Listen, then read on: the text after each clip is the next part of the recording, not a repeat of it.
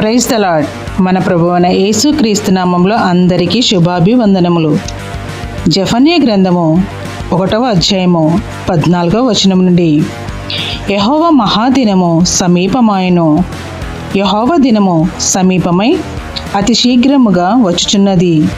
ఆలకించుడి, యెహోవా దినము వచ్చుచున్నది. పరాక్రమశాలురు మహారోదనము చేయుదురు. ఆ దినము ఉగ్రత దినము, శ్రమయు ఉపద్రవమును మహానాశనమును కమ్ము దినము, అంధకారమును గాఢాంధకారమును కమ్ము దినము, మేఘములను గాఢాంధకారమును కమ్ము దినము. ఆ దినమున ప్రాకారములు గల పట్టణముల దగ్గరను ఎత్తైన గోపురముల దగ్గరను యుద్ధఘోషణయు బాకానాదమును వినబడును. జనులు యెహోవా దృష్టికి పాపము చేసిరి గనుక నేను వారి మీదికి ఉపద్రవము రప్పింపబోచున్నాను.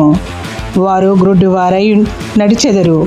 వారి రక్తము దుమ్ము వలె కారును, వారి మాంసము పెంటాల వలె పారవేయబడును. యెహోవా ఉగ్రత దినమున తమ వెండి బంగారములు వారిని తప్పింపలేకపోవును.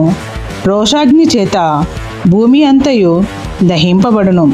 హఠాత్తుగా ఆయన భూనివాసులందరినీ సర్వనాశనము చేయబోచున్నాడు. Praise the lord.